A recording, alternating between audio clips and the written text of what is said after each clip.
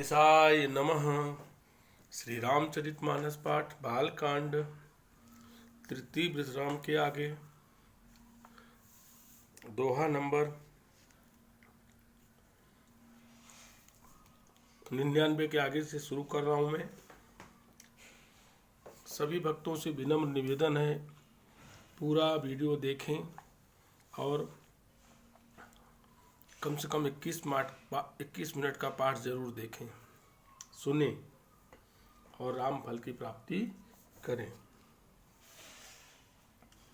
बहुरी मुनि सन उमा बोलाई, करि सिंगार सखी लई आई। देखत रूप सकल सुर मोहे, बरनई छबयसी जग कवि को है। फिर मुनीश्वरों ने पार्वती जी को बुलाया, सखियां श्रृंगार करके उन्हें ले आईं। पार्वती जी के रूप को सभी देवता रूप को देखते ही सब देवता मोहित हो गए। संसार में ऐसा कवि कौन है जो उस सुंदरता का वर्णन कर सके। जगदम्बिका जानी भव भामा, सुरन मनहि मन कीन्हि प्रणामा। सुंदरता मर जाद भवानी, जाई न कोट्यूं बदन बखानी। पार्वती जी को जगदम्बा और शिव जी की पत्नी समझकर देवताओं ने मन ही मन प्रणाम किया। भवानी जी सुंदरता की सीमा है, करोड़ों मुखों से भी उनकी शोभा नहीं कही जा सकती। कोट्यूं बदन नहीं बने, बरनत जगत जननी शोभा महा। सकुचहे कहत श्रुति शेष, सारद मंदमति तुलसी कहा। छवि खानी मातु भवानी, गवनी मध्य मंडप शिव जहाँ। अवलोकि सकहि न सकुच, पतिपद कमल मनु मधुकर तहाँ। जगत जननी पार्वती जी की महान शोभा का वर्णन करोड़ों मुखों से भी करते नहीं बनता। वेद शेष जी और सरस्वती जी तक उसे करते हुए सकुचा जाते हैं, तब मंद बुद्धि तुलसी किसकी गिनती में है। सुंदरता और शोभा की खान माता भवानी मंडप के बीच में जहाँ शिव जी थे वहाँ गईं। वे संकोच के मारे पति शिव जी के चरण कमलों को देख नहीं सकती, परंतु उनका मन रूपी भंवरा तो वहीं रसपान कर रहा था। मुनि अनुशासन गणपतहि, पूज्यौ शंभु भवानी। को सुनि संशय करे, जन सूर्य अनादि जिय जानी। मुनियों की आज्ञा से शिव जी और पार्वती जी ने गणेश जी का पूजन किया। मन में देवताओं को अनादि समझकर कोई इस बात को सुनकर शंका न करे कि गणेश जी तो शिव पार्वती की संतान है, अभी विवाह से पूर्व ही वे कहां से आ गए। जसि विवाह कई विधि श्रुति गाई, महामुनि सो सब करवाई। गही गिरी से कुश कन्या पानी, भवई समर्पी जानी भवानी। वेदों में विवाह की जैसी रीति कही गई है, महामुनियों ने वह सभी रीति करवाई।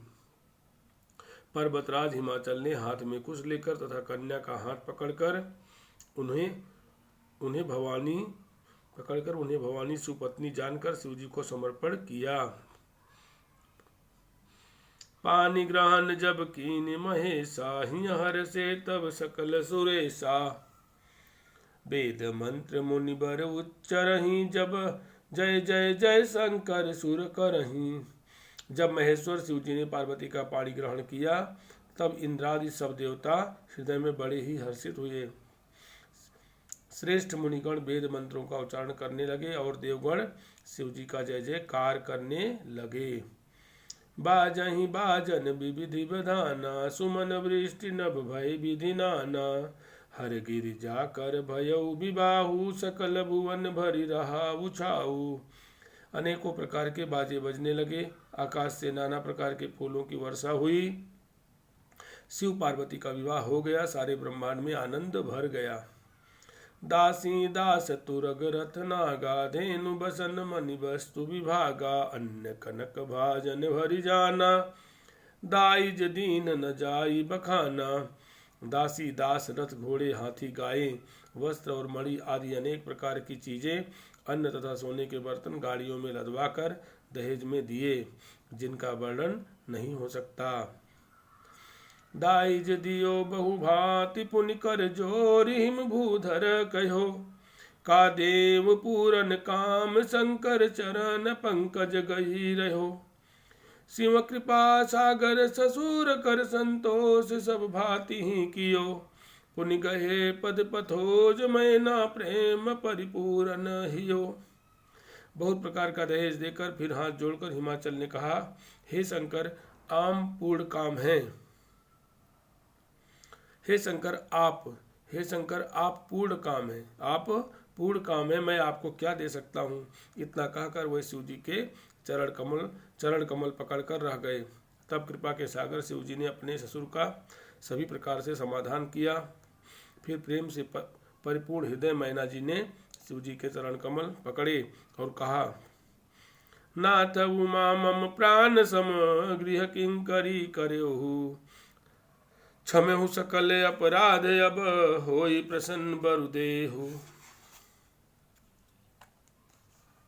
हे नाथ, यह उमा मुझे मेरे प्राणों के समान प्यारी है। आप इसे अपने घर की टहलनी बनाइएगा और इसके सब अपराधों को क्षमा करते रहिएगा। अब प्रसन्न होकर मुझे यही वर दीजिए।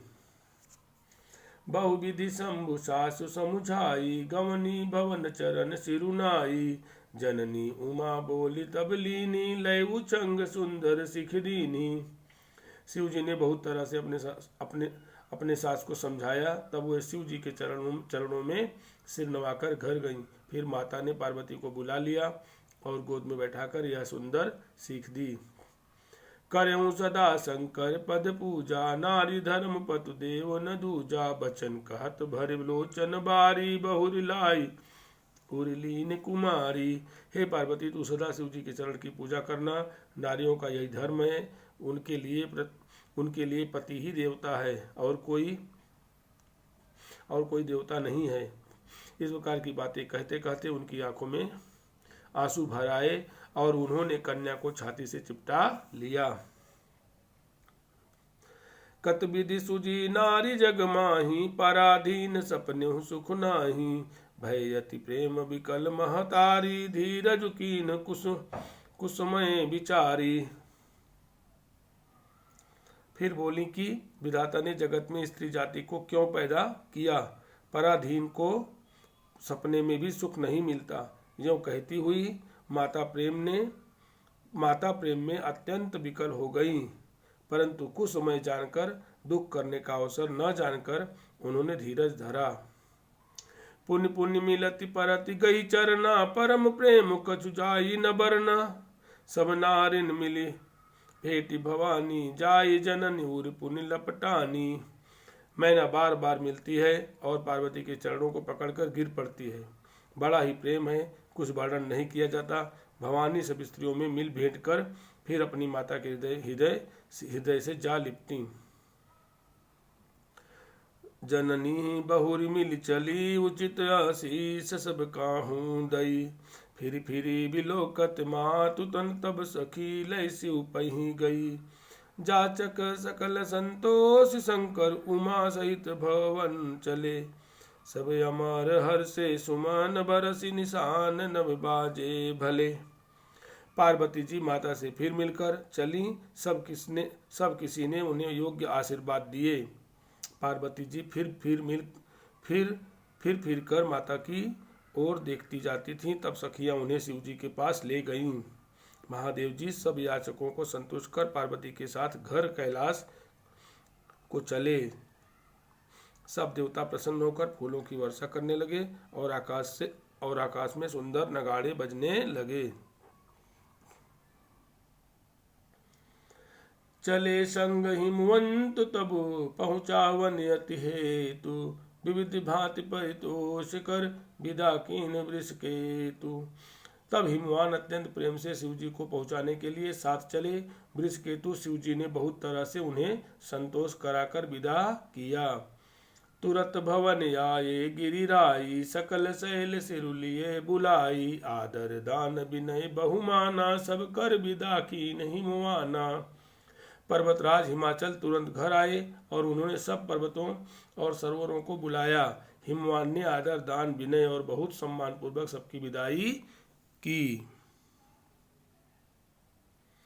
जब वहीं शंभु कैलाश ही आए, सुर सब निज निज लोक सिधाए। जगत मातु पितु शंभु भवानी, ते सिंगारु न कहूँ बखानी।